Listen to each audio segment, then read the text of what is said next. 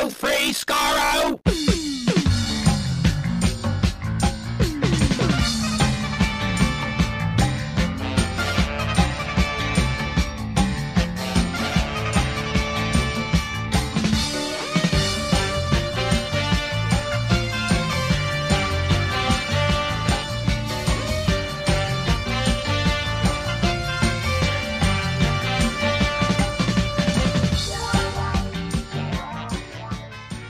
Hello, everyone. Welcome to Radio Free Skaro, episode number 808. I am Stephen in Edmonton. Born in Vancouver. And Chris in Edmonton. 808, as you see, named after the Roland 808 rhythm composer. Very famous drum machine. I believe so, yes. Back in the day. Yeah, I don't have one, but I have an Aren't they very cherished because they make a sound that you can't get otherwise? I'm sure. Yes, they've been what's the word I'm looking for? They've been like reimagined and like copied and stuff. And but the specific ones from back in the day are just so. I could be thinking of the wrong thing, but I think it's the 808. No, I think you're right. The 909 came out later, which is the backbone of many a dance track in the late 80s, early 90s. But the 808 is the big one from the glory days of the electronic music wave of the late 70s, early 80s. So if you have a rhythm composer 808, hang on to it or sell it for a lot of money, either or, Don't let it go dusty. Anyway, we're not here to talk about that. We're here, folks. We're here to talk about new Doctor Who being announced, or more or less, I guess, with the barely, yes, but yes, San Diego Comic-Con panel. How about that? An actual panel with actual people from Doctor Who, with a trailer. I'd call it a teaser, proving that indeed they have been making Doctor Who over the past year, and so we now have proof of that. Thank you, Kyle, for that one. I think I might have dropped that as well, and before Kyle said that, I'm just saying, because it exists. Oh wow! I hear a Twitter beef in the making right now. A little bit. Well, I didn't say it was in the Slack, but whatever. But yes, Series 13. There was a panel, pre-recorded, of course. It was about 40 minutes long. It had Jodie Whittaker, Mandip Gill, John Bishop playing Dan Lewis, his last name revealed, big news. Along with Chris, W or Louis? Lewis. So like okay, Lewis this is Carroll. very important. Yeah, not like Trapani. So and Chris Chibnall was there as well. And then unable to join the panel, but appearing in a segment as part of it was the very special guest who nobody guessed. It was Jacob Anderson, ex of Game of Thrones. Also has a music career as Raleigh Ritchie. And he's a big old geek, and he's going to be appearing as a recurring character in Series 13 called Vinder, which means winner in Danish. So he showed up with a bunch of books behind him. I'm like, are those Target novels? If they aren't, get out. He is a proper nerd. I couldn't see any Target stuff. No, he's a nerd though. I mean, he's only like, Chris? Didn't you say that he turned 14 when the Modern Who came back? Isn't that what you said? I think he must have been like 18 on Game of Thrones then. He was born in 1990. Born 1990. So let's see here. 12, so I mean, he's still 31 or 2 or whatever. So. Yeah, that is young 31. now for me. Well, for you it is. Yeah, but for the rest of us, I am ancient after all. I know. So yeah, he was indeed the special guest. Everyone, this is the problem with. I mean, no offense to Jacob Anderson. I think the photo they put out, him doing his Zardoz, Sean Connery and Zardoz pose. Yes. Which was interesting, is that's cool in and of itself. Just like, and a secret surprise guest. And we'll just leave you to speculate that over the next 2 weeks there, Twitter.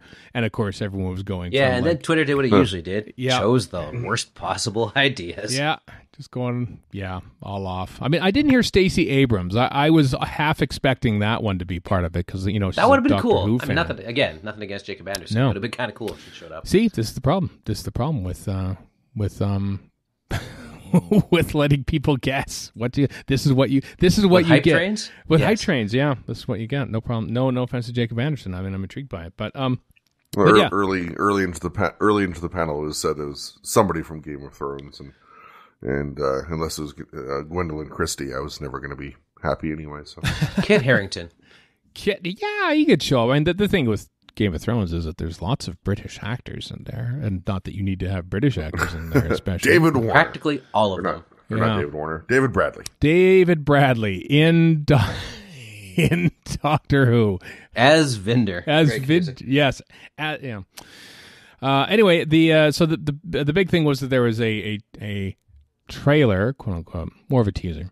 But also the big news, which I was very excited about, is that Series 13 will basically be one giant story. Serialized storytelling returns to Doctor Who for the first time. Probably easier to do when you only have the 8 or whatever episodes. Well, they cited that as the reason, right? Yeah. But also, how serialized is it really? I mean, or how unserialized was the last season? I mean, it's we had the Chibnall's first season had it was like almost no continuity from one to the next, with the exception of like Tim Shaw. Yeah, defiantly so. Second, Moffat's cracking the wall stuff was pretty serialized. I think it was more of a thread than an actual proper story. Right, okay. Yeah, that's fair. Series 5 even had like the old Hartnell days where you'd have like a little glimpse into the next story before the current one wraps up. True. As well, to add to the serialized nature. But Chibnall's first season pretty loose on the whole. No 2-parters. Second season a little more continuity with the Master and some 2-parters, and then now this. So I'm cool with it. Let's see what he does. We're getting variety, which in a show that's been around for almost 60 years, variety can be a good thing. Yes. We'll probably tie into it. We'll be talking about that Guardian article, which dropped, I think, Monday. That one. Which seems kind of old news, but we'll bring it up. But I think, I haven't been lobbying, but I always thought that one of the things that Doctor Who hasn't properly done since it came back is do a season-long serialized story, which is kind of where TV is going. And it seemed almost kind of quaint that Doctor Who wasn't, in a way. It's like, no, everyone else is going serialized. We're just doing standalone adventures. And when you first hear about that, I go, you know what, that is refreshing and stuff. And then you sit down and you watch an episode and you go, oh, well, that was fun, but I don't. I mean, it depends. Like Strange New Worlds, the new Star Trek show, is going to be standalone, whereas all the other ones weren't. So the other new ones. Although I feel Discovery was more standalone than serialized, ish. Yeah. With more to the point where at the end you'd be like, "What the hell's happening? Like, were these people that I forgot about from 16 weeks ago?" Yeah, whatever it was. That's the thing too. When it comes to Alex Kurtzman stuff. But so I am genuinely looking forward to the serialized nature of it. I think that's going to be exciting, which means cliffhangers are back. Like I find that serialized shows a lot of the time don't necessarily end on cliffhangers. They just sort of have episodes that end. Apart from maybe the odd cliffhanger here or there, but the fact that it's going to be a weekly thing and not like a Netflix thing where, hey, well, you just want to watch the next episode. Well, now you can. But I mean, we'll still have to wait a week in between cliffhangers, which will be the potential of being exciting, I think. Chibnall had said, obviously, this is just as much marketing speak as anything, but Chibnall had said he's got some of his favorite cliffhangers ever from Doctor Who. So. What does that mean? Since you tell us nothing, that's hopefully a good thing. Nothing. Yeah, and 3 that I did not like at all. But maybe they're, I don't know. I think they have to have at least one zoom in to the Doctor's face. At least one. One thing that came out of the panel that, I mean, I haven't really looked on Twitter or anything to see if this was brought up or discussed or whatever. But at one point, John Bishop was talking about when the scripts come through, and he used a phrase along the line of when Chris finally finished writing them, giving the impression that, is it just Chibnall doing all the scripts this year? I mean, if it's all one story, then that would make a certain amount of sense. I mean, even Miracle Day had multiple writers, Children of Earth as well. But did anyone else get that impression that it might be just It could just be shorthand, scripts? too. Like, it could be he's just talking. And he's not going to list everybody off. Yeah, and of course Chibnall is head writer, showrunner, whatever. Probably is the last person to put He's putting his pads on finishing touches on the draft. Yeah, exactly. I think it's not like Chris Chibnall sitting. Well, just sitting around waiting for X writer to pass in their script, and everyone like I have nothing to do with this. I'm sure every script, as you say, goes through Chibnall to begin with. Yeah. Also, the last person I expect to have a handle on who's doing what is an actor. Yeah. Oh God, no. So, nothing against John Bishop. Maybe he does, but I just don't expect that of actors. Like they got their thing to do, and everybody else has got their thing to do. It just makes me wonder because, like Pete McTighe, for example, I think was off doing his executive producer job on some of their series, and I don't know if he came back to do any writing for this one. And he's found time to do the stuff on the classic series Blu-ray range still, but that's a lot less intensive than writing a Doctor Who script, I'm sure. Yeah, I don't know. And I think like Vinay Patel wasn't coming back. And no, I don't know about like anyone else. So yeah, I don't know. I was it last year that I think they did the last season. They had like, oh, here is the list of people who are writing and who are directing Doctor Who, which is catnip for this podcast, and we don't have that yet. I think it came out very close to the premiere date. Which we don't know that either. It says later. Which we also don't have. Later this year. Yeah, I was hoping for a bit of an actual day. We're planning a podcast here at BBC. Even a month? Well, even just what, 10 episodes? 8. 10 episodes, right? So 8. Okay, so 8 work apparently. backwards. Yeah. Probably October then, or November, so they can roll right into Christmas. Possible. I mean, who knows? I mean, there was the rumor that we talked about 2 or 3 weeks ago about there being an 8-episode series and then 2 specials being basically tacked onto the recording of this current block and airing in 2022. Chibnall has not been, and Whittaker's run, yeah, and Chibnall has not been at home to Christmas specials per se. He's enjoyed the New Year's Day special. True. But and I feel like a Christmas special after maybe, I don't know, who knows? I'm just speculating, but like after a big serialized storyline, I don't think you would wrap it up on Christmas Day. Oh yeah, that's actually a pretty good point. Yeah, unless it was a big climactic one, like I hate to say at the end of time. Even that was New Year's Day. Yeah. Yeah. But it started on Christmas Day. Ruined Christmas for everyone. I'll never started forget. In our nightmares is where it began. Yeah, it totally did. Yeah. Christmas ghost story, right? Like the British tradition of the Christmas ghost story was the end of time. Let's face it. Just like, oh my God, this is horrific. When we get to the comic book panel, I have some end of time slagging from the comic itself to tell you about. I look forward to that. So yeah, I enjoyed this panel better than last year's because last year's everyone was just sort of still hunkered in their homes on dodgy Zoom calls. Here, at least everyone was in the same room with the Doctor Who backdrop and stuff. I'm told Jodie Whittaker made a point of saying we can do this because we're vaccinated. Yeah. Oh, good. No, it's just that they're in their work bubble. Yeah. Well, presumably also vaccinated. Let's be presumably, but not outright said. Yeah. All right. Fair enough.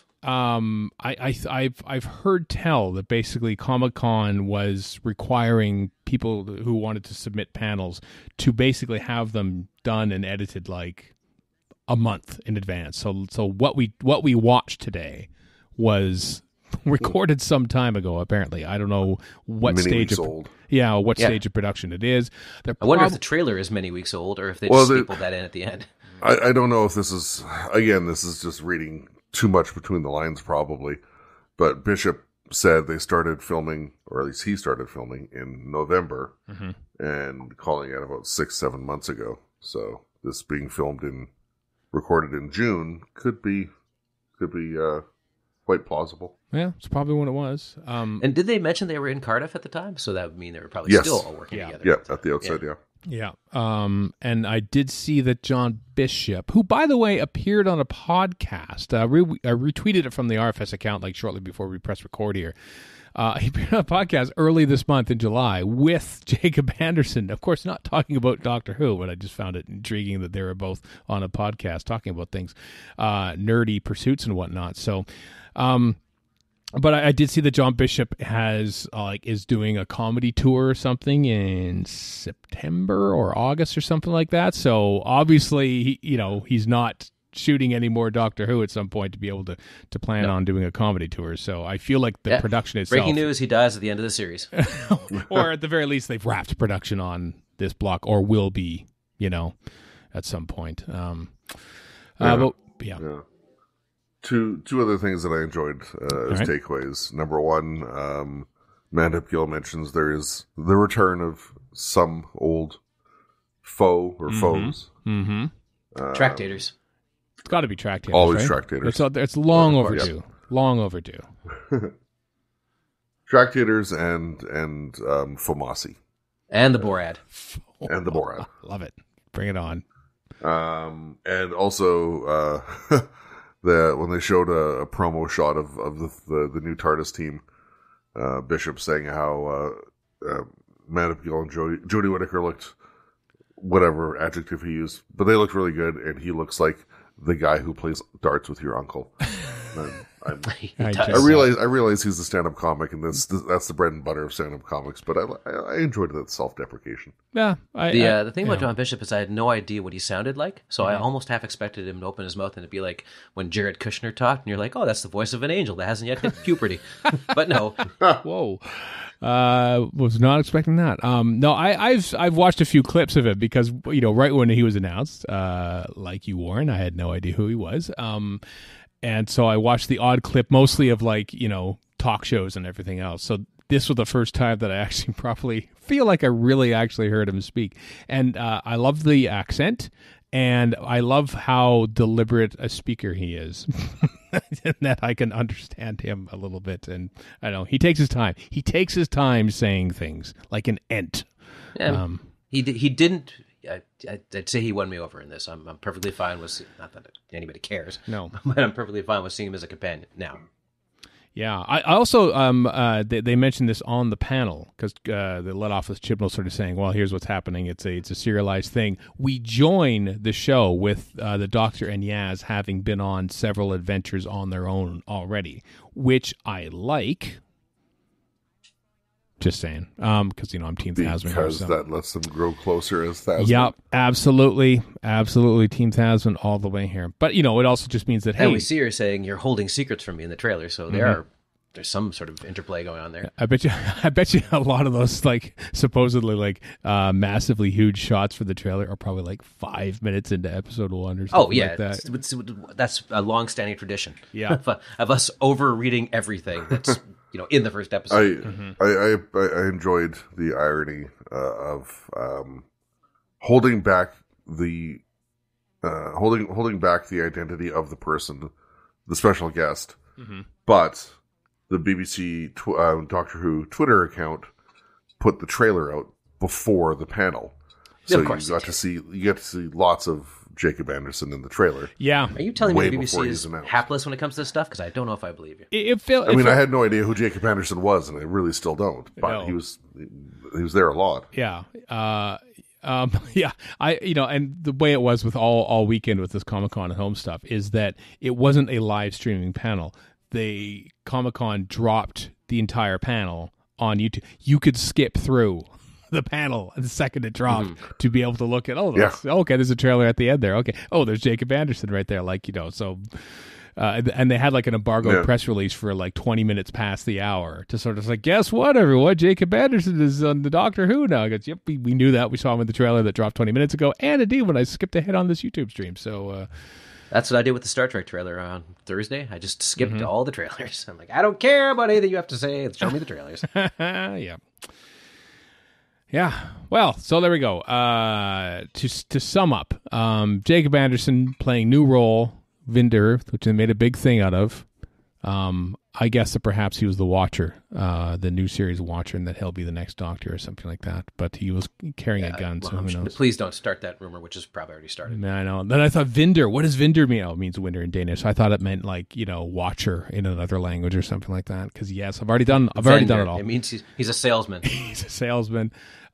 Serialized storytelling, very exciting, and we don't know when it's coming. It's coming later this year. So we are at most 5 months away from new Doctor Who. Let's put it that way. Probably gonna happen. Anyway, anything else? This year could be New Year's Eve for all we know. Yeah, probably not. Well, yeah, you never know. It might be that. They might actually say. Hope not. Anyway, anyone else have anything to say about your? No, there's not much. There's not much to say because they didn't say much. No. John Bishop talked a lot. He was fairly entertaining, but he did talk a whole lot. Mm-hmm. I still like the chemistry between. between Whittaker and Gill. I like Gill? them together. Yeah. We're that much more knowledgeable as an audience about John Bishop and his flatulence. That's true. Yeah. Yes, thank God for that. Yeah, we learned about that. Yeah. Yeah. Yeah. Oh. And I now know who Jacob Anderson is. Yeah, you didn't know. I'm aware he exists. Mm-hmm. On the other hand, at least we just got to watch this instead of having to find out secondhand from Twitter absolutely nothing, as we would with a normal Comic-Con.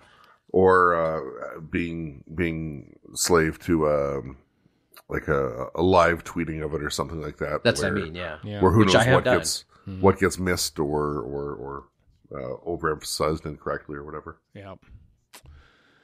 True. Next year will be different, presumably, if the great unvaccinated don't ruin it for the rest of us, and we can have Comic-Con and other conventions and stuff in person in 22. Maybe they will. Disease maniacs. Yeah. Maybe.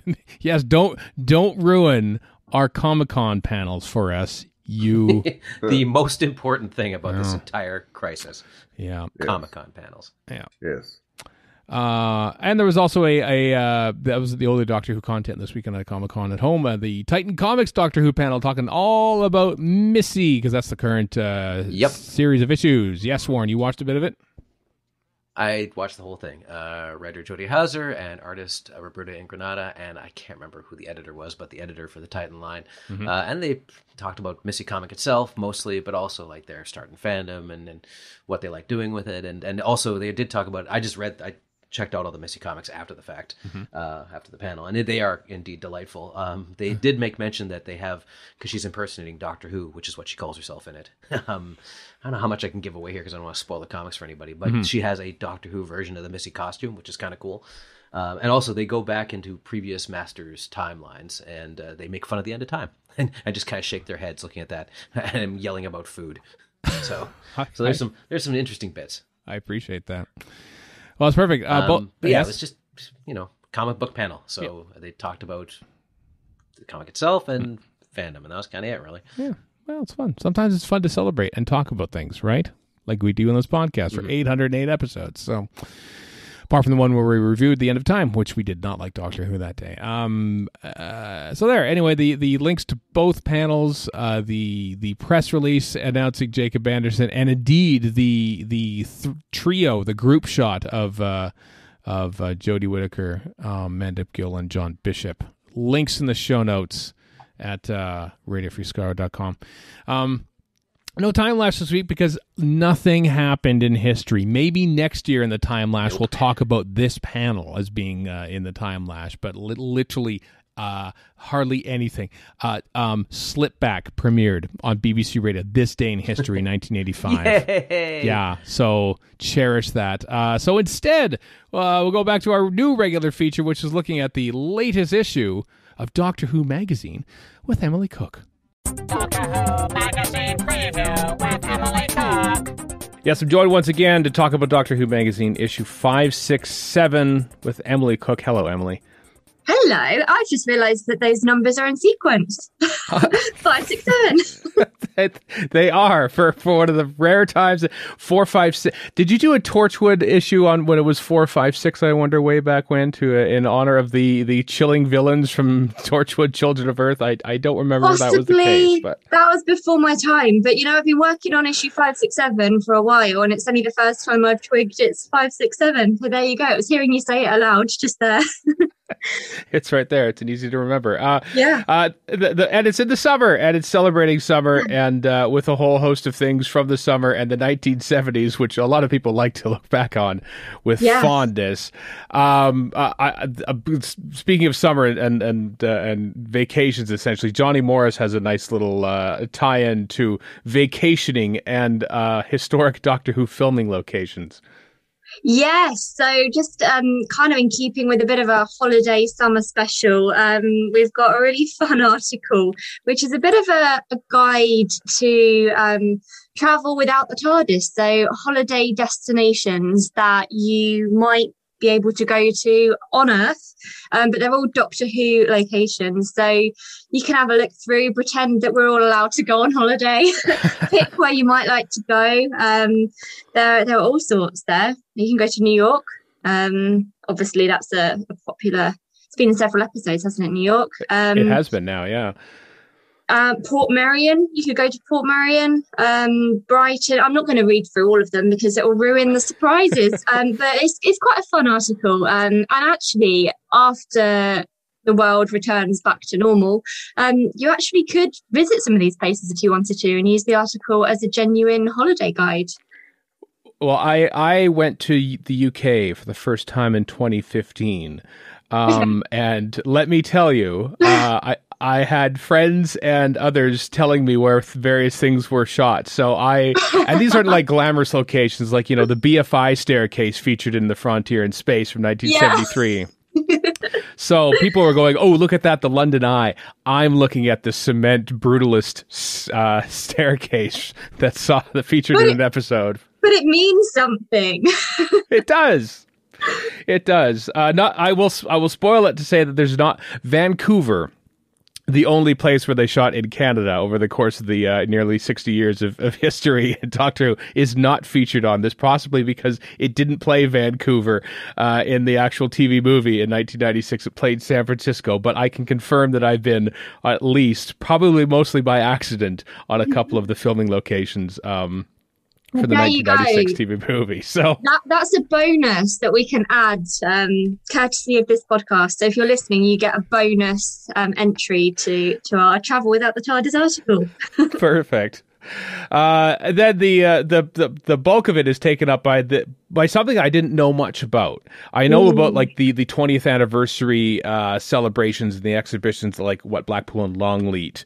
But there were a host of various science museum and like town hall Doctor Who exhibitions in the 1970s. And this is quite a fascinating look into those.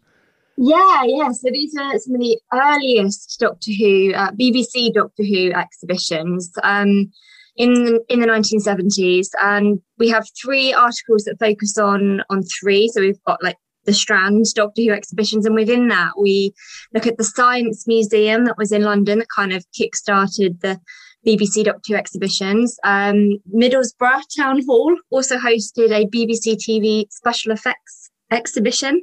And then there was the exhibition in Blackpool and Longleat as well. And it's just a kind of in-depth look into what those events were and memories from people who were there at the time. And it is really interesting because there have been quite a lot of Doctor Who events and exhibitions and things since, but it's good to look back at some of the early ones and just see the impact that they were having on fans. And it's really fun. I obviously don't remember any of these events firsthand, but it did make me think of my first Doctor Who exhibition. I think it was an exhibition, but it was one in Brighton, on Brighton Pier, and I remember going to that vividly as a kid. So these events do have very special places in fans' hearts, so hopefully it will trigger some fond memories for some of our older readers and just be a bit of interesting history for some of the younger ones. Yeah, I find it fascinating that they're so new and exciting that like the entire TV cast is there and the producers are there. Like this is basically where Doctor Who moves to this location, the Science Museum, for a day. Like that's the epicenter of the entire show right there. Yeah, I mean, can you imagine? I think we kind of feel a strange sort of closeness to the stars of the show, perhaps these days more so than then, just because of social media. We're seeing videos and pictures of the stars in Doctor Who quite a lot of the time. And back then there wasn't that. You'd watch them on telly and maybe see a picture of them if you got a magazine, but there was kind of limited contact and limited visual appearances beyond the TV show in that sense. So I think, imagine how exciting it would have been to have this kind of actual contact with Doctor Who showing up at this event. Very exciting. I'd have loved to have been there. Yeah. maybe in like 15 or 20 years' time, Doctor Who magazine will have to do a similar thing, except about the late lamented Doctor Who experience in Cardiff, which we missed that. That was brilliant, wasn't it? Did you ever go? I did in 2015. Yeah, it was a whirlwind trip. We went everywhere we could in like 2 weeks, and the Doctor Who experience was definitely top of mind. It was brilliant. It was such a good place that I miss it very much. Me too. I think that the highlight of the issue, you might feel different. You probably don't, as the two tributes to two actors in the Doctor Who universe who recently passed, Jackie Lane and Damaris Heyman. Yes, yeah, we've got two lovely tributes to them, just because they were such wonderful players in Doctor Who's history, I suppose, and it's always good to look back and reflect on these people and look at the part they played in terms of their contributions to Doctor Who, but also who they were as people generally. So we've got lovely tributes to them, which I hope people will enjoy reading, and it might inspire them to go and maybe watch one of Dodo's episodes or The Demons, to remember these wonderful actresses. Mm-hmm. I find the love for Dodo fascinating. You know, she was in Doctor Who for 19 episodes in 1966, many of which no longer exists. And so maybe it's that inaccessibility, the chance that we don't have the opportunity to appreciate her work on Doctor Who. And plus, you know, she was never really she wasn't Annika Wills, for instance. She wasn't all over the DVD documentaries and everything. And so she seemed kind of like this elusive alumnus from Doctor Who. So it was neat to see both, you know, her back in the day, but also like how a couple people who are interviewed in the magazine who actually knew her later in life. Yeah, absolutely. I think you're right. I think there is an added element of intrigue because she was such an elusive character. And actually, it's an interesting use of the word elusive because that is what one of the articles is called, the elusive Dodo. And that's just, kind of looking at the character and perhaps there was more to her than some of us realise. I don't know. It's just interesting to really focus on the character and the actor. And so it's a very interesting in-depth article, that one. Hope people enjoy it. Mm-hmm. I can confirm that I was not looking at the headline when I actually said elusive, but maybe it was in the back of my mind. I don't know. Well, it's issue 567. We don't usually preview the next one, but I will say in the next issue it says Doctor Who's missing episodes. Where did they go? Are they coming back? Why do they matter so much? And that is catnip to people like me. So I'm looking forward to next issue as well. Great. I should just confirm we haven't found anything in case we start to get excited. Just about to hit the forums to say what have they found. They've got 4 weeks to pony up, but still going to be a great issue though. It will be excellent. Emily Cook, thank you very much. Thank you. Thank you, Emily. As I said there, I'm looking forward to next month, which is there's a big thing about missing episodes, which, you know, nerds like us eat that always wets your whistle. Oh, I never can get enough about missing episodes. It's been a long time since it's been like 8 years since we had missing episodes come back. It's an eternity. Yeah. Man, get to work, Philip Morris. Jeez. Come on, hurry up, buddy. Yeah, I know. Anyway, so I mentioned it earlier in this podcast. The Guardian, Martin Bellum, who's written a few things about Doctor Who and the Guardian in the past. Martin Belland. Whoa! I hear my eyes rolling. Has written an article saying after 16 years, the BBC's flagship sci-fi show is tired and suffering. It should go away to save itself. This caused a big stir early on in the week last week. And I immediately put it on here, not because I necessarily agree with it, because, you know, I like Doctor Who and stuff, and he was sort of laying out the various different problems and such. But I thought it was worthy of discussion. What you're saying, Warren? I was going to say, at least, because I've read the article too, I don't recall him yelling about it being too woke or other such stupidity. So there's that. So we can get that one right out of the way. Right. But we're talking about two different things here. He's saying, should Doctor Who be canceled? But then the reasons he cites, like, that's an open question if Doctor Who should be canceled, which we will debate. But the reasons he cites, I think, are idiotic. He's like, well, in a world where there's all these Marvel shows, why should we have Doctor Who that can't compete? I'm like, that's the same argument everybody's made, and no one but nobody has gone to Doctor Who for spectacular special effects, even now. Like, nobody has. The whole reason I started watching this show is because it looked janky as hell. It doesn't really matter. There is room for more than just, I know you hate Marvel. I quite like the Marvel shows, and they're really good, but you don't have to compete with them. They're their own thing that nobody can compete with. No other show can, because nobody has the money, except maybe something like Game of Thrones did. That's about it. There's only so many of those shows you can have. And saying Doctor Who, or any other show for that matter, shouldn't be around because it can't compete with it is ludicrous as far as I'm concerned. Yeah. Chris, you have thoughts? Yeah, probably. Like, he talks about how in 2005 when the show came back, there was no iPlayer, there was no Disney Plus, there was no Mandalorian, there was no WandaVision, whatever. And it's like, yeah, so? Go on. Yeah, what's your point? You are stating facts, but they are not linking to anything useful. He makes mention of, what did I see there? Yeah, so there's a phrase, and we talked about this before we hit record today. It feels as if over the 16-year run, the volume of the story arcs has gradually been turned up to a Spinal Tap-esque 11, and now it can't be turned down. No, that one might have a point. We've talked about this many times on this podcast in the past, especially about the RTD era, where he kept feeling, or seeming though, that he felt he had to one-up himself every year until we get to this giant mess thing with like 6 people piloting the TARDIS at the end of Series 4 and the end of time. Yeah. And then Moffat kind of took it a little more low-key in a lot of ways, and Chibnall even more so, like the end of Series 11, like really low-key compared to RTD's run. But as far as the whole notion of it needs to go away, needs to rest, needs to whatever, COVID-19 or not, the show has progressively had fewer and fewer episodes.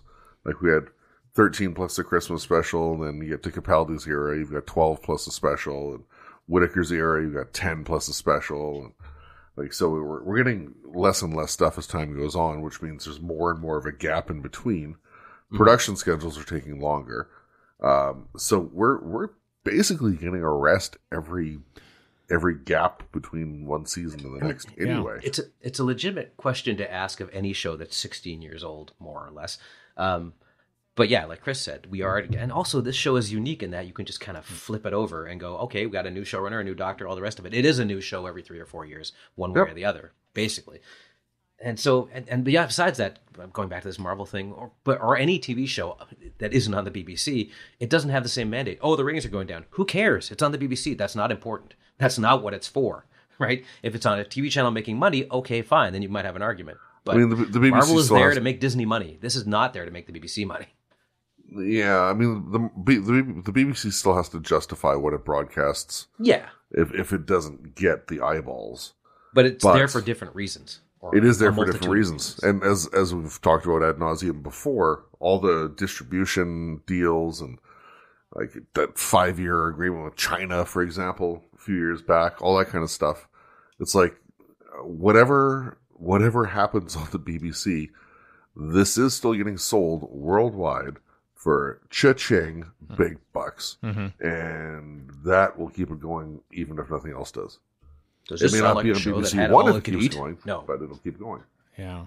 I mean, you raised the BBC, and I think if there's one thing that I think I would change, maybe, looking forward, is that we talked a little bit about this with Derek Compare and Tom Spilsbury a few weeks back about, Doctor Who on television and everything, is that, like, now Doctor Who is the only show of its kind that, like, airs on television, like terrestrial television, like basic cable, essentially, comparatively. The BBC is just like that. You just turn on the TV and there it is.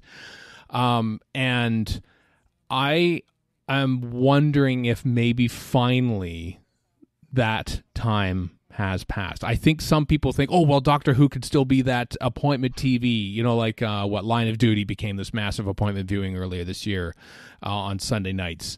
And like people watched it, but that is such a rarity. And I think Line of Duty is probably a little more, you know, more generally accessible, where I think as glorious as it was at 2005 when Doctor Who sort of says, hey, guess what? We're making family TV again. It went away for decades. We just brought it back and people started watching it. I think that audience, as Martin Bellin writes in here, you know, there wasn't Disney Plus. There were no streaming service. There's no original streaming programs at all.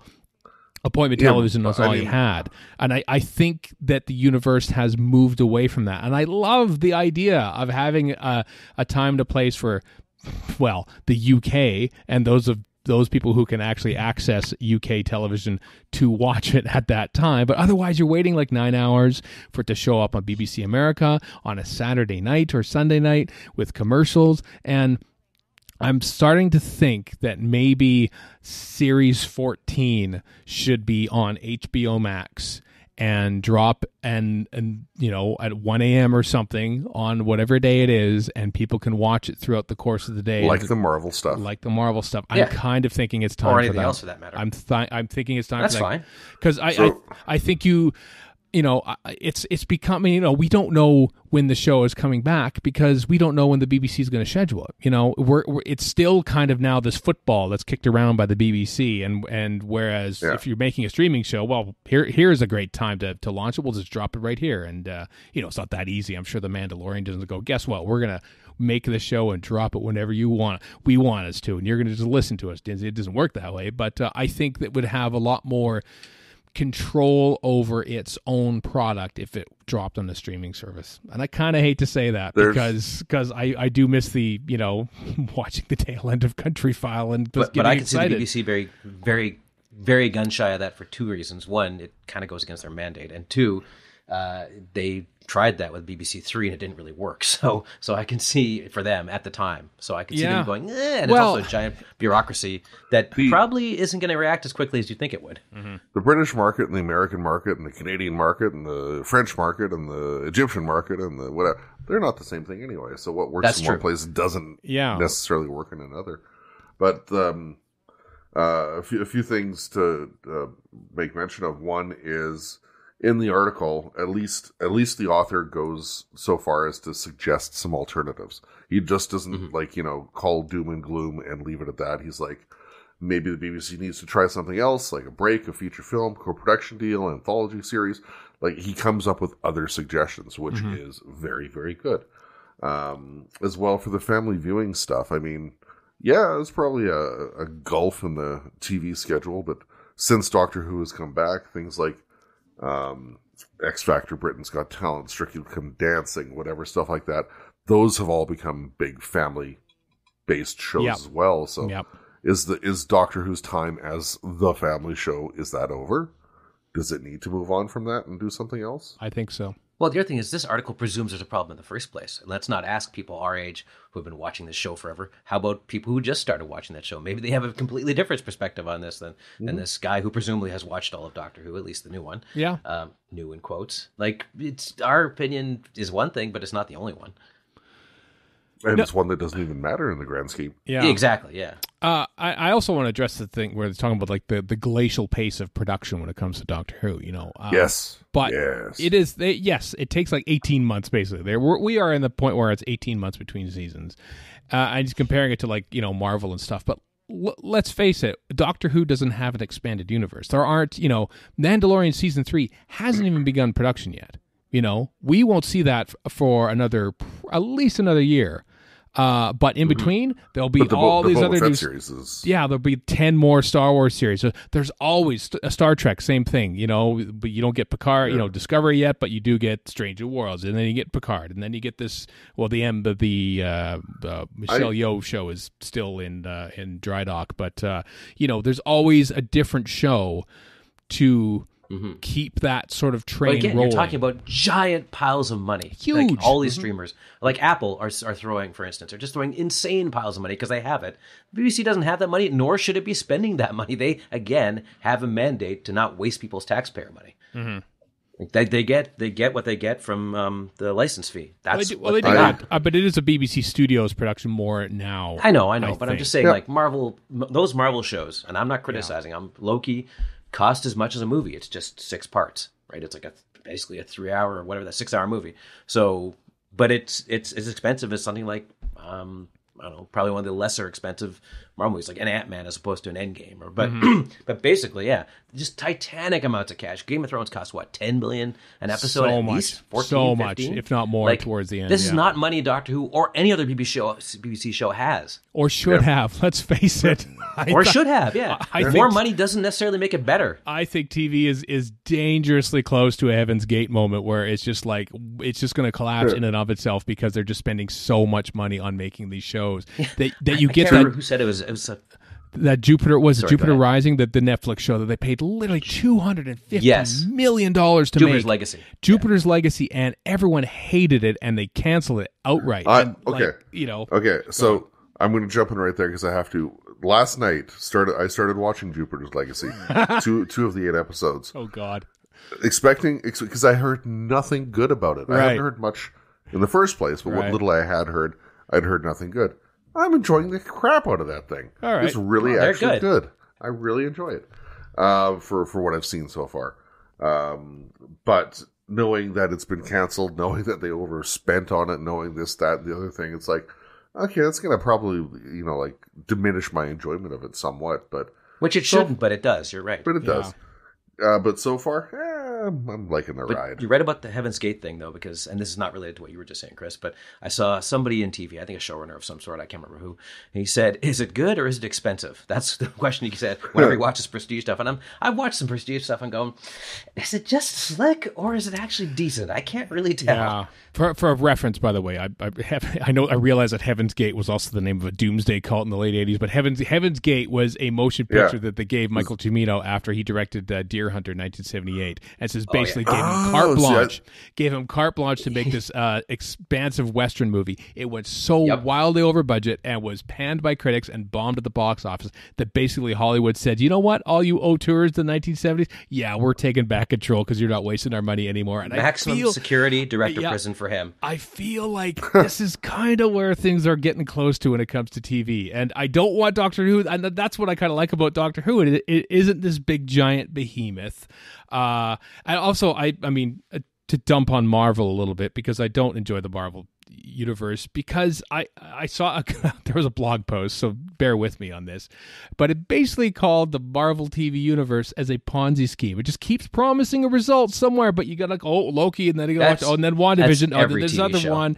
It just but it seems to be TV like since its inception. Yeah, but this is what I don't. It's just I don't ever think that you're going to get a culmination of a storyline in the Marvel TV universe because it's just the Star Wars one now because it's just going to keep stringing you along because they just want the subscriber numbers. Okay. 2 things about that: you did get a culmination, at least in the movies in Endgame, and besides that, you're there to be strung along. That's why you're watching this. I suppose that's part of the fun. I mean, read a book if you want a summation. I get tired of especially now knowing we have an upcoming series that's serialized.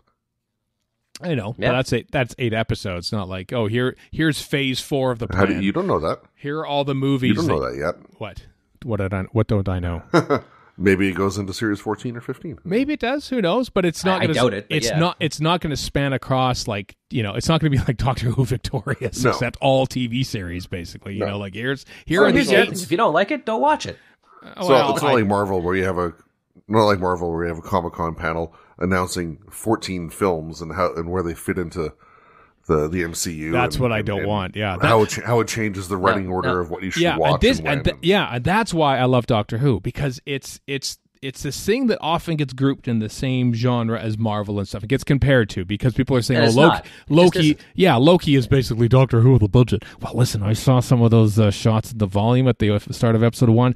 Looked a little janky to me, I'm just saying. But what I like about Doctor Who is that it's still unique. And if we lose Doctor Who, then it's all just expanded universe nonsense. Because everyone sees now what Marvel did with their cinematic universe, and now what they're doing for the TV. No, it isn't, because nobody can do it right. But they're trying. People have tried and Warren, failed. that ain't going to stop them. That ain't going to stop them from trying. Marvel even took a hell of a long time to get to the point where they could do that kind of thing. Yeah. Like if you look at older Marvel films, like the earlier Fantastic Fours or whatever. Yeah. Those are different management, different ownership too. They oh yeah, absolutely. Like they were basically risking the company to do Iron Man or something like that. Mm-hmm. Like they were just like, if it hadn't worked out, Marvel might have been dead. But I'm not gonna say they got lucky. They did well, and yep. they've you're not wrong, exploded. Because this is what happens with Hollywood all the time. People, when Star Wars came out, a million different people tried to rip it off and failed, and it's happening it happened already really in the movie, like when they tried to do the Dark Universe for Universal Monsters and various even DC, which you'd think would be kind of a no-brainer. They can't get it right, so yes, people will try, yes, they'll fail, whatever. That's what always happens and then they go on something else because it doesn't work. Mm-hmm. And with Marvel, it did work, and more power to them. But I will give you this. I think Marvel does, by dint of what it is, because it's so successful, it does tend to suck the oxygen out of the room like other things have. Yeah. And also, not just Marvel, but I think because you've got a bunch of tech monies pouring unlimited amounts of money into this, because, I don't know, they have giant egos or whatever, that creates a bubble. It creates a huge bubble, and I think TV has been in a bubble for a while now. TV is basically like real estate at this point. It's this huge bubble that isn't sustainable, but somehow keeps going. It's like a perpetual motion machine. Like this defies physics. Yeah, like they just keep cranking this stuff out, but at some point, people are going to look at the Netflix figures for, like, let's say Jupiter's Legacy and go, oh God, what did we just do? Yeah. Right? Just in terms of money. So, yeah, I mean, Doctor Who's the only show also being on TV. It's the only show that actually succumbs to ratings. Like, it's the only show where we don't know how many people downloaded or watched Loki or WandaVision. I bet you it's a tiny number. I bet you it's a comparatively tiny number compared to, like. I doubt that very much. Well, I mean, Disney has a ton of subscribers. Probably. Disney Plus has a massive number of subscribers. They do a lot. Yeah. But I mean, doesn't mean every Netflix. Yeah. Doesn't mean each and every one of them are watching WandaVision or whatever. No, I would say probably there's probably a few potential's there. surprises there. I bet you a lot of Disney Plus is people babysitting their kids with whatever cartoon is in front of them. For sure. A lot of it is people watching Loki or whatever else too. Mm-hmm. Or the Muppet Show. Just to go back a little ways, two points I want to expand upon. One is talking about how like just the polish and the look of Marvel shows versus Doctor Who and whatever. Like a moment ago, Stephen, you spoke about issues you saw with them shooting in the volume for Loki. Yeah, and Mongolia. Star Trek Discovery has moved over to the same type of production for Series 4. But even without the fit and finish of these video game engines that can be used to make things look good or whatever. Too. Yeah. Probably. But even beyond that, like with Series 11, the shift to the 2-to-1 aspect ratio and the anamorphic lenses and things like they can still get extra mileage out of what they can do. It looks great. Without a massive amount of cost. What show is he watching? It doesn't look bad. And if you want to talk about what looked bad, 2005 is not looking so hot right nowadays either. So the thing he's talking about how being so great there, it's a little janky and at this point. Yeah, it definitely, because it's moved. Time has moved on. Technology has moved on. It's been. But guess what? I don't care. I'll watch 1970s Doctor Who happily on my big TV where it looks like absolute crap, and I don't care. Well, sure, me too. But I feel like you would. I just went through the season. I just went through the season 8 Blu-rays not that long ago, where stuff is, if for no other reason than color versions were tossed or masters were lost, or we got these reverse standards conversion iterations and whatever, and there's a lot of stuff that really looks bad. And we're if the story doing it all is good, it doesn't matter. How many people and watch we're doing it all on for we're decades. doing it on 50-inch TVs, which never would have been the case in 1971. I feel like you watch a black and white movie, you don't even notice it's black and white because you get sucked into the story. If it's a good one, if it isn't, you just don't watch it. Like it's all that really matters. Is Doctor Who. In the end. Doctor Who is not moving to 16mm telefilm copies of new episodes. Just so you know, should be. Yeah. And another point I wanted to go on a little more about was, Stephen, you had said there's no such thing as a Doctor Who expanded universe. There could be. There was. It was briefly. There could be, because you could take older doctors, older companions, whether it's the actual Big Finish actors is that universe, or animated, or Big Finish, Missy Comics we were talking about not that long ago. Like, there's all this other stuff that if you wanted to try to create something, you could. Are you going to see the same success as Marvel? Probably not, because none of those elements are necessarily as strong on their own as Captain America is, as Iron Man is, as Spider-Man is, and whatever. But you could do it. Yeah, you could. I don't know. I mean, I've often said that Doctor Who is its own spin-off. Think, what if we set a Doctor Who spin-off series in like the 15th century or something like that? Okay, well, we'll just have Doctor Who go back to the 15th century. What if we had a Doctor Who spin-off series on a space station? We'll just have Doctor Who go to the space station, and the very format of the show is its own spin-off. And so, I don't think spin-offs lend itself that much to Doctor Who because of that. They're not. That's saying that's been going around. Go on, sorry. I was going to say that's saying that's been going around for years, and I forget who it's attributed to. But the TARDIS is not a time machine; it's a genre machine. It is.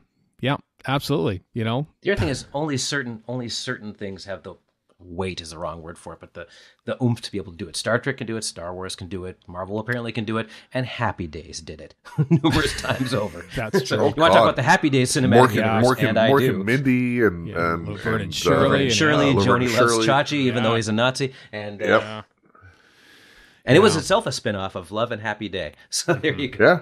And it didn't look like Marvel, and that makes me so mad. Yeah. Anyway, I like Doctor Who. Happy Days cinematic universe. Yeah. Dear God. I like how unique it is. I like how it, for a while there, it was kind of King of the Mountain in the late Tennant era, I think, and before all these other shows sort of caught up. Because, let's face it, that's Doctor TV, Who, man. Doctor Who did kind of lead the way when it came to, guess what, this kind of pulpy, fun science fiction can be accessible and fun for everyone. And I'm not saying it directly led to Marvel movies or anything like that, but I think it helped. I think it helped pave the way, because up to that point, it was just, the post 9/11 sci-fi was basically BSG, that sort of dark militaristic, that sort of like very cynical kind of look at things. Too. It's like that people were feeling that way. It was post 9/11. I know. Done feeling that way. So Doctor Who kind of kicked the door down and became this kind of like, what, we can have fun again. And I feel like, above all, Marvel shows are mostly having fun. But I still think Doctor Who has a unique place in this whole universe of We're also talking through a tunnel here, though. I'm sure there's other examples of that we just don't know about because we don't pay attention to it. Maybe, but certainly a widely viewed, unique experience, I think, is what Doctor Who is, and as you say, Warren, it changes up every few seasons, like, oh, guess what? There's an entirely new crew making it. There's an entirely new, doctor and everything else. The only constant is the box and some of the monsters that the people find and stuff, but everything else is more or less interchangeable. So it doesn't lend itself necessarily to an expanded universe, but it does, like many other TV shows, take longer to make. I don't think by canceling Doctor Who, it's like, as you were saying, Chris, it's already off the air for like 18 months at a time. Why are we canceling it? It's basically having its own little rests from time to time, So no, I don't agree with this article. To take the other tack, if it did get canceled, is it the end of the world? I would not like it, but it's not. Life goes on. It's not going to kill us. Yeah. Well, it would come back. I think we're at that point I'm where sure it would. It's just too good. It's too good a format to not do. In one form or another. Yeah. I mean, we've been through it going away once, and we had, in those wilderness years, we still had some content with the new adventures and all that kind of stuff. So and all those people worked on the new show. So I mean, a lot of it would still go on in one form or another. Yeah. It just might not be on TV, but that's not the only outlet that's used anyway. So. No. I think. But no, I wouldn't like it either. Yeah, I think, as I said, I think the only thing that might change is the way it's delivered. I think that's the main thing that might be outdated at this point, is the way it's delivered to people, being on BBC and then waiting hours later for the rest of the world. Speaking of delivery, like if it went to a drops at 1 a.m. on a Tuesday schedule thing like Loki or WandaVision or whatever I've had. If it's on a big enough service, theoretically, you could have that drop happen simultaneously in any number of countries and markets. Yep. Except we're seeing, as we've as we've talked about before, we're seeing the sheer number of variant streaming services making things awkward in that way over and above regional markets, and is service X, Y, or Z available in Brazil or England or China or Canada or whatever. Like, we don't get HBO Max. We get HBO Max content on Crave if we're lucky. Yeah. But we get it a few days later. I don't trust Crave. I don't trust Crave to do it right. But I bet you HBO Max is probably thinking, you know what? It's a service. It's a streaming service. We could do what we like, maybe. You know? I just try to imagine the people at Crave putting in ads that aren't there, or ad breaks that aren't there on HBO Max, just out of spite. Yeah, I mean that's an also outdated thing. You know, the commercial breaks and the thing, like no other TV show. Like I still find it odd that they make Star Trek Discovery with commercial breaks, even though it doesn't originally air with commercial breaks in it. But it's just like, you know, you say that such and such country doesn't have access to HBO Max. They don't necessarily have access to whatever TV station is airing it in whatever country they're in. You know, if you that's very, very, very true. But the flip side of that is, it's basically internet delivery. There's no reason they can't have that access, right? But they just don't. Yeah, there are still rights, which is more galling. Mm-hmm. Yeah, I am willing. I'm willing to finally accept that staying up till 1 a.m. to catch a drop on the official day of release is possibly in the future when it comes to Doctor Who. You know what? I will get up and watch it in the morning. There's no way in hell I'm staying up till 1 a.m. I'm a night owl. I would totally stay up for it. So not me. I've got coworkers who are like, you know, they're talking about what they're going to do when they go home after work, and they're like, you know, feed the kids, put them to bed, do this, do that. 1 a.m. Loki hits, and I'll watch that, and then I'll go to bed. And I don't need to see anything that badly. Yeah. Some people do, though. So some people will watch it just so they don't get spoiled. Let's face it. You know, that'll be the go big for thing. it. It's you know, I'm not going to tell anybody not to. I'm just personally, I wouldn't. Yeah. It could drop that way, and we'd never know what the overnight figures are at all, and everyone would be happier. Please, right? Okay, I'm totally on board now. We wouldn't totally on board. We would not have a stats package if on this podcast. Oh God, you have to do this, BBC, for my mental health. Please do this. Anyway, we talked a lot about that. Yeah, if you want to read the Guardian article, links in the show notes, right up Skaro.com. On to other things. Billy Piper is coming to conventions, so everyone misses out on the autograph and photo booth money from 2020. So they're all coming out of the woodwork now. Billy Piper joining Christopher Eccleston at Dallas Expo the weekend before Calgary Expo. I don't know if Piper's coming north of the border. September? Yeah, I know. September seems a little early. I know already. It seems late and also early. I don't know what to say about this, but you know, some people like Zachary Quinto and obviously Christopher Eccleston, Brendan Fraser, our James Marsters are coming to Calgary the weekend after this. Not everyone is coming from the Dallas Expo. Like the Hobbits aren't going to be here, for instance. But I'm wondering maybe if Ms. Piper will be in Calgary as well. ... question mark. I don't actually know anything, but anyway, that's happening. Conventions, everyone. Dollies. Let's talk about some dollies. Dollies, yes, indeed. Dollies. Still haven't heard about the Censorite, so really we're just talking about a dolly, which is the special, the exclusive to Character Options website. Second Doctor and Electronic TARDIS. Probably sold out by now. But I think so. Yeah, from the Abominable Snowman with the mismatched doors and everything. 40 pounds. Yeah, that looks kind of cool. I like the screen accurate inaccuracies. That is really cool. That is pretty great. You tell people who made this who love this show. Yeah. I will not be getting it, but I have criteria that are odd and stupid. I get dollies if they make for good comics, and just having a fur coat isn't for $80 is not enough of a reason to get it. Yeah. Well, I was going to say, what if they make like a 5 Doctors action figure set where you can get a trout in a fur coat there? Then I would think about possibly the same one. Got all their Doctors. Yeah. I did buy Abril Akbar this weekend because he's much more There's much more comedic potential with Admiral Akbar, and he was $20. So, Oh my God! Wow, 20. Yeah, I got a Lego at Akbar, and he's one of the people who works at the Yoda Savings and Loan in my short film series. of course, So, yeah. There's 'cause he's more you Akbar. can do with that than you can with a fur coat second doctor. Nothing against fur coat second Nope. doctor, and I just can't justify $80. God only knows what shipping would be. That's true. Yeah, I'm hoping these will become a little more wider release, perhaps by Gallifrey 1 next year. Yeah, if I see one at Gallifrey 1, maybe I'll pick it up. Should everyone be vaccinated, of course, and allowing it to Yes. take place. And like the Guardian article, speaking of things that made a bit of a splash earlier this week, Go on. this 13th Doctor TARDIS console next up on the news list. The what? The big yellow phallus in the middle of the... it's a Is console. there any way around this, though, No. other than having like a top on the you- console? Pardon the pun, but you gotta hit it right on the head. Oh, dear. All right, well, moving on.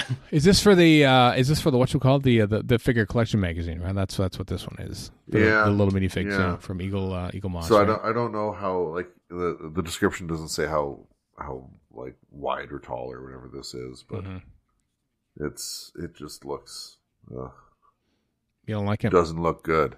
Well, that's what it is. That's the thing. But then when you put it into form like this, it's like, maybe we should have thought of a redesign. If you had something like this in more context, like, the upside down spider legs or whatever that go around the console, Right. Yeah, that would work. Maybe it wouldn't be so bad. It wouldn't stand out so much. Mm-hmm. But just the console makes it a little icky. It kind of looks like the Dragonfire at the end of episode 2 of Dragonfire. Yeah. That's what it reminded me of. That's Well, I've seen a lot of people make that comparison. Oh, as was well, it? Okay. but, Yeah. Yeah. Wow. Well, it's out. You can get it if you want. If you're not squicked out about it by like Chris is here, but It's got the pedal-operated biscuit dispenser. I mean, what they more only use could you once. I bought a whole bag. I bought the actual proper brand of biscuits after I saw Jodie Whittaker. Never used again. It's right there. See some biscuits again. For crying out loud. Bring back biscuits in Series 13. I want a special What you're second. basically saying is, I will do anything this television show tells me to do. Yeah. No matter how ridiculous, I will do it. I know. At least I only bought one. I mean, they're okay. But what are they called? I can't remember the brand name of them. But Custard creams. Custard They're creams. awesome. Well, I only bought They're one. awesome. I'm not one who buys many of the sweets, so that's why I didn't buy very many of them. But whatever. Big Finish news. Hey, Martha Jones is back as Martha Jones. Free Adjuman is there. December 2021 sees the release of basically the what's it called? I don't know what it's called, but the Year of Martha Jones. It's set during the year which we don't see. It never was. Yeah. And never was. And so these Well, that's what they call it. The year that never was. But the year that never was. didn't one of us? I don't remember who, but one of us came up with this idea on air. I'm pretty sure Big Finish had this idea long before we ever did. but I think one of us did say this would be a good fodder for Big Finish, and here we are. Maybe. Don't remember, but 3 stories anyway. Honestly, any gap in information is fodder for Exactly. Yeah. for Big Finish. Very much. They listen. They put Derek Jacobi and Nissa in the same Big Finish release recently. I think they can do anything. They can do anything. Big Finish is basically Doctor Who gumbo. Just tons of stuff in it. Yep, just tons of stuff. So, 3 different stories starring Freema Agyeman, who of course has been in 1 or 2 Torchwood Big Finishes up until now, but this is her first proper Doctor Who release. So that's cool. Because Freema Agyeman is awesome. The Orsini comic from Cutaway Comics. This is one of those. It was a Kickstarter, kind of like the Omega comics and the Lytton comics that I'm thinking. That's the one I'm thinking of. They have some a new bonus materials available to order separately. I like this. The bonus added value DVD for Orsini is a newly recorded revelation of the Dallas commentary with Trevor Cooper, who played Tackett, Colin Spall, who was appearing at Elihu, and Graham Harper, our favorite director, as moderated by Justin Johnson. Neat. Can never not hear enough from Graham Harper about talking about Doctor Who and stuff. So So that's cool. Links in the show notes if you want to look into how to get that for yourself. Next up, Lewis Morehouse. Remember we announced his fundraising campaign. Lewis Morehouse is the young blind fan of Doctor Who who was trying to raise money to get the living pictures version of living paintings rather.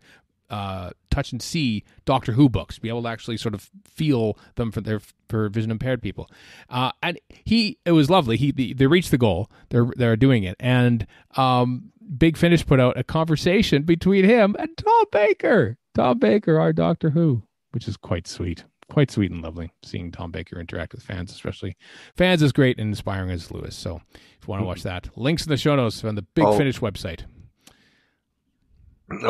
Anytime I see something like this, I'll never not think of Tom Baker's line about how fan love is superior to human love. Oh, he is not wrong.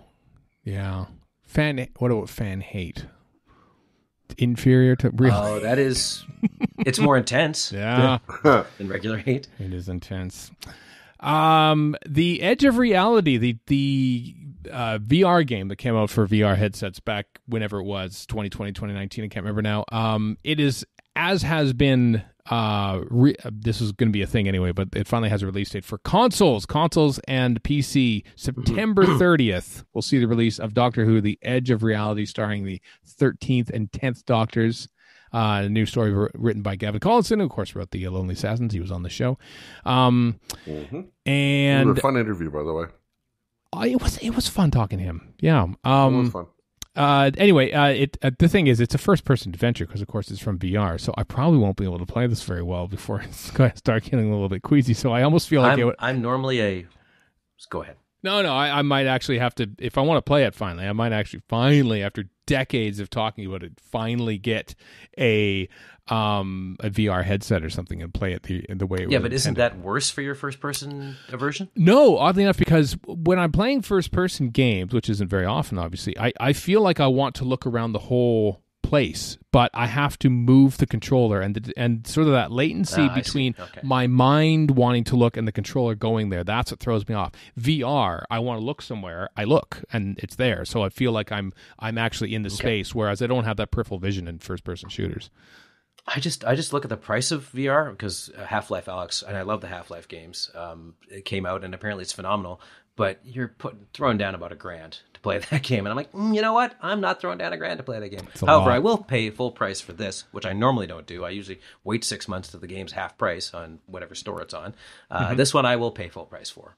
Whoa! I'll worthy praise indeed. I'll see what the price is on Xbox or Switch, but I haven't decided if I'll pick it up yet. Oh, I'm dropping it. I'm dropping the money on there. I don't care if I can't play it very much. I'm dropping it anyway. Don't care. Oh, just put demo on. Just put demo mode on it. Yeah, I just play through it. Play through it for me there, will you? Is that a thing? All right, okay, so do you have problems only playing yourself, or can you watch others play? Oh God, no! I can't watch others. That's even worse because I don't know where their cameras go on Twitch and watch other people do. Yeah, no, I can't. So it's not like you can buy this and Erica plays it and you can just watch. No. That wouldn't work. No, she doesn't. She has a bit of issues with it too, I think too. So I couldn't watch Peep Show, the show Peep Show, because it's for the same reason. Just like no, I can't do this. Okay. Yep. So it's not good. Not good for me. Conversely, I can't watch Twitch because I can't stand idiotic rambling. So there's that. Like we're doing right now. Yeah, I get it. September 30th, amazing, an actual Doctor Who game on the console. That's exciting in and of itself, right there. So I'm looking forward to that. Yeah, and hopefully better than the stuff we got in the past with was it not Maze of Time, whatever those 11th Doctor things that came out for the 3DS or whatever. Oh, I don't even remember those. I don't remember. I remember the Maze of Time. I remember there was a couple mobile games. Yeah, obviously Doctor Who Infinity and Doctor Who Legacy is another different thing altogether, but. Yeah. Anyway, hey. Or the or what? Or the adventure games that came out 10 years ago. We talked about those, how awesome they are, and I can't find them anymore. But you know what? I think they have playthroughs on YouTube, and I will just happily watch the playthrough. I don't doubt it. Yeah. I haven't looked. I probably have an archive of them someplace. I just still haven't looked. Yeah. Well, I mean, my computer OS is long since past the point where those things will run on them. So, Unless someone can... virtualization. I know, but still, that sounds like a lot of effort. I'll just watch the YouTube video. Thank you very much. Hey, let's look forward to the holiday season, kids. BBC Studios is welcoming some new licensing deals for Doctor Who with Beeline Creative, Hallmark, and Rittenhouse. Yeah. Stock your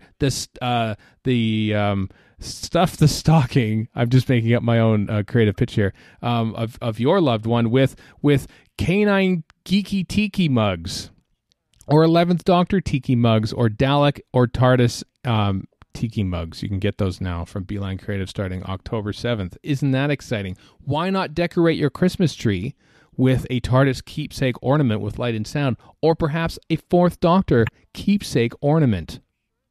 Would you like that? I think you'd love that. I don't know if I would, but I'm not going to keep anyone else from doing it. And Rittenhouse is coming out. Hey, Series 11 and 12 Doctor Who trading cards. I don't know when the last time they've done Doctor Who trading cards, but they're coming. They're coming in early 2022 for Series 11 and 12. Series 13 might have been done and dusted by that point, but you won't have cards for those. Only Series 11 and 12. So. Oh, the very rare and cherished Pating card. They might be there. They might be there. It won't compare with the pregnant man card from the same episode. If you combo those two, what kind of magical powers do you get in the game? That's true. Maybe we'll do I don't think it's a game. I think it's just trading cards. So yeah, it's just trading card. Yeah, there's no game involved. There's no like NFTs or anything going on. Just actual proper. Here's your trading card. There it is. No data mining is happening whatsoever. Well, these trading cards should clearly be canceled because they aren't competing with NFTs. That's true.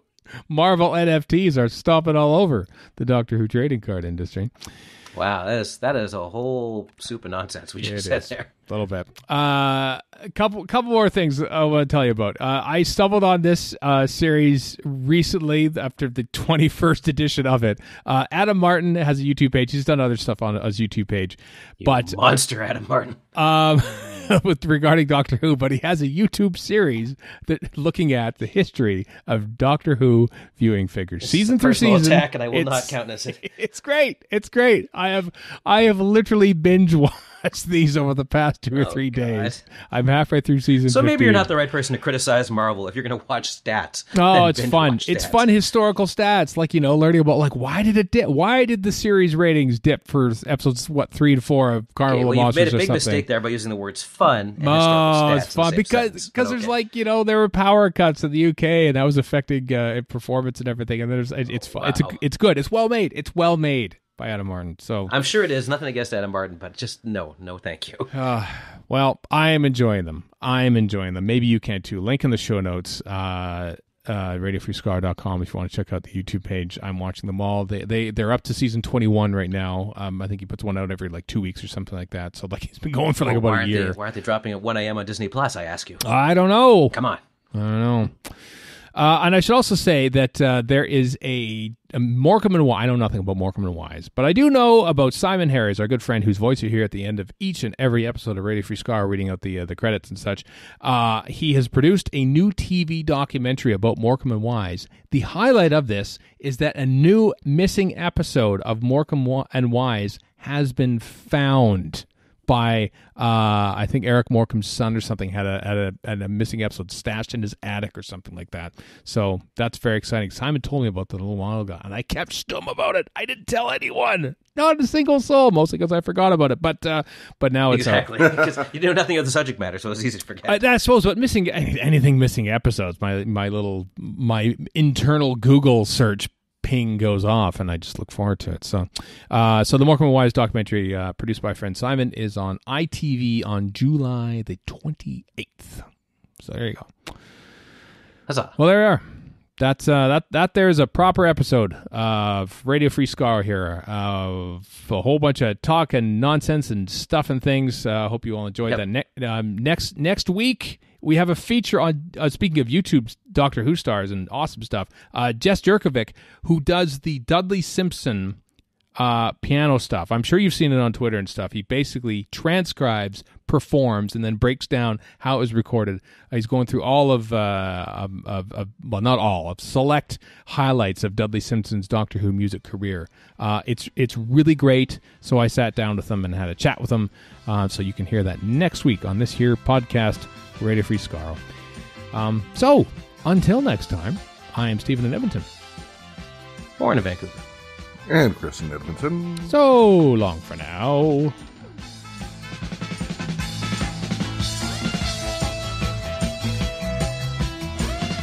You've been listening to Radio Free Skaro. Find us online at radiofreeskaro.com. Follow us on Twitter and Tumblr at Radio Free Skaro. Subscribe to us on iTunes and donate to the show at patreon.com/Radio Free Skaro. Thank you.